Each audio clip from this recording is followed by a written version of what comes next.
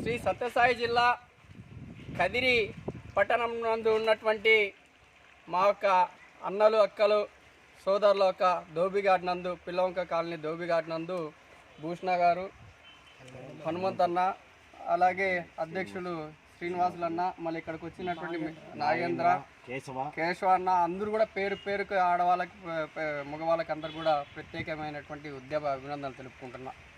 ఎలాంటే ఈరోజు సంత్ గాడ్గే మహారాజ్ బాబా గారి యొక్క జన్మదినం.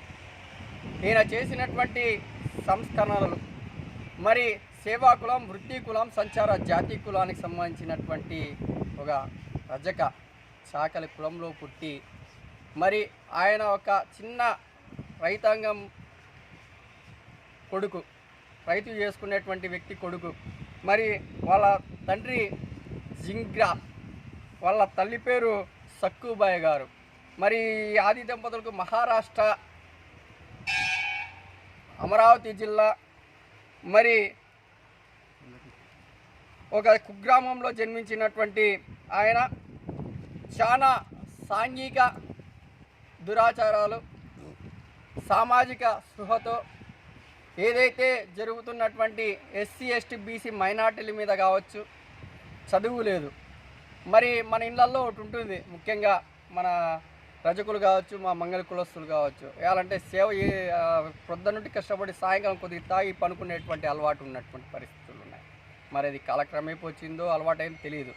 మరి ఇలాంటి తరుణంలో ఈయన తండ్రి గారు కూడా ఆ ఒక్క తావుడుకు బానిసయ్యి మరి ఆయన ఉన్నటువంటి పరిస్థితుల్లో విద్య లేనటువంటి ఆ కాలంలో విద్య లేదు. మరి విద్య లేనప్పుడు మరి ఈయన దేహు అని ఈయన వాళ్ళకి జన్మిస్తాడు. మరి ఈయన జన్మించిన తర్వాత ఉన్నటువంటి భూమి కూడా కోల్పోతారు.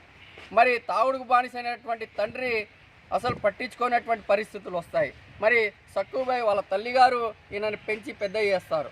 మళ్ళీ వాళ్ళ మేనమామింటి, వాళ్ళ ఆయన చనిపోతానే వాళ్ళ మేనమామింట్లో పోయి ఈయన వాళ్ళ మేనమామ దగ్గర షెల్టర్ తీసుకుంటాడు. మరి అటువంటి తరుణంలో ఒక ఆమెనిచ్చి పెళ్లి చేస్తారు, పేదరాళ్ళనిచ్చి. మరి పెళ్లి చేస్తే ఆయనకి 2 బిడ్డలు జన్మనిస్తారు. మరి ఆ జన్మనిచ్చిన తర్వాత ఆడ సాంఘిక దురాచారాలు ఎక్కువ ఉన్నటువంటి పరిస్థితుల్లో తాగుడికి వ్యతిరేకంగా పోరాడాలి.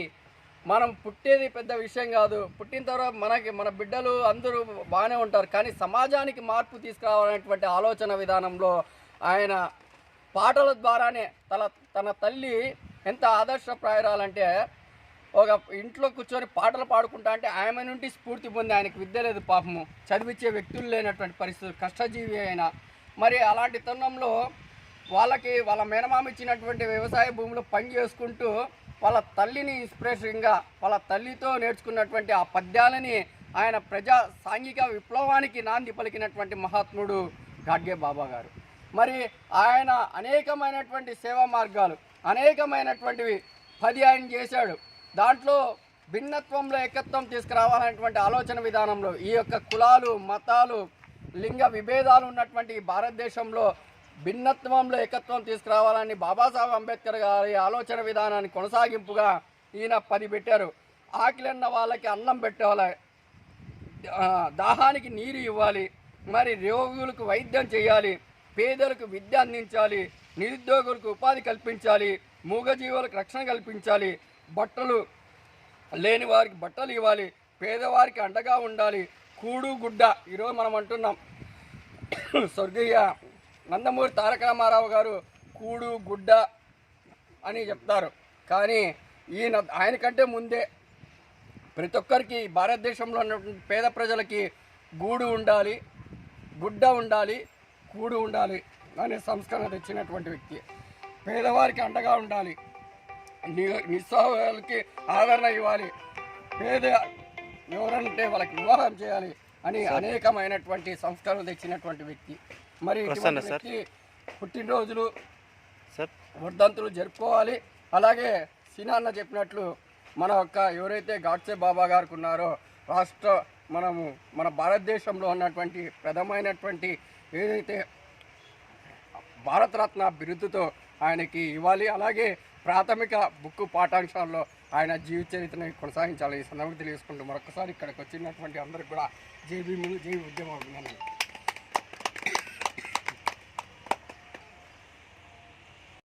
కదిరి పట్టణం పిల్లవంక దోవిగాడు నందు సత్ గడ్గే బాబా గారి జయంతి సందర్భంగా ఈరోజు మనం జరుపుకుంటున్నాం. ఆయన 1856లో మహారాష్ట్రలో ఆయన జన్మించారు. ఆయన జన్మించిన 20 ఏళ్ళకే సేవా కార్యక్రమాల్లో పాల్గొనడం, ప్రతి గ్రామంలోనూ స్వచ్ఛ భారత్ కార్యక్రమాన్ని ప్రారంభించారు. అప్పటికే ఆయన ప్రారంభించిన ప్రతి గ్రామంలోనూ నీరు, స్కూళ్ళు కానివ్వండి, విద్యార్థులకు పాఠశాల కానివ్వండి, ఇలాంటి కార్యక్రమాలు ఎన్నో కార్యక్రమాలు చేసి ఆయన స్వచ్ఛ భారత్ అని పేరు తెచ్చుకున్నాడు. ప్రతి గ్రామంలోనూ ఉండడానికి ఇల్లు కావాలి, చదువుకోవడానికి స్కూల్ కావాలి. ఇలాంటి కార్యక్రమాల్లో ఆయన ముందుండి ప్రతి గ్రామంలోనూ ప్రతి రాష్ట్రం అంతా కూడా, రాష్ట్ర రాజకీయాలలో కూడా ఆయన పేరు తెచ్చుకొని ఆయన చేసిన సేవలు మరువలేము. ఎందుకంటే ఈరోజు ఇప్పుడు ఏ కార్యక్రమం ఎవరు చేసినా కూడా పేపర్లోను, టీవీల్లోనూ, ఫేస్బుక్లోనూ నానుడు అయిపోయింది. ఆయన 1956లో మరణించినప్పటికి కూడా ఆయనకి ఇంతవరకు కూడా ఏ సేవ ఆయనకు గుర్తించి సేవ ఇవ్వలేదు. ఇలాంటి కార్యక్రమాల్లో ముందుండి చేసిన వారికి ఆయనకు ఏ ప్రభుత్వం కూడా ఆయన గుర్తించి ఇవ్వడం లేదు. అందుకని మన రజక సోదరులు ఈ జయంతి కార్యక్రమాలు జరుపుకుంటున్నాము. ప్రతి గ్రామంలోనూ కూడా ఆయన పేరు మారుమ్రోగాలని చెప్పి కోరుకుంటూ సెలవు తీసుకుంటున్నాం.